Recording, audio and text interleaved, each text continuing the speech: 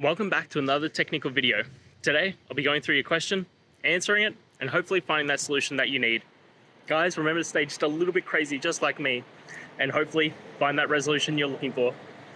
Now, let's continue on to the video.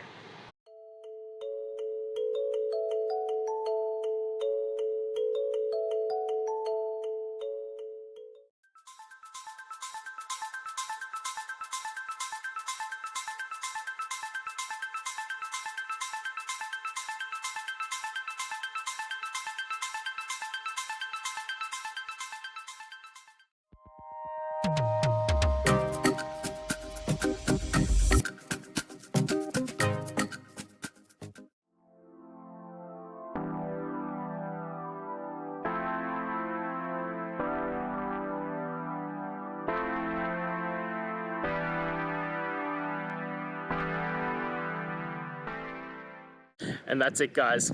I hope we've gone through and found the answer that you're looking for. And look, if we did find that answer in your resolution, please hit the subscribe button. I'd really appreciate it. Now, until the next time you need technical videos, I hope you have a good one.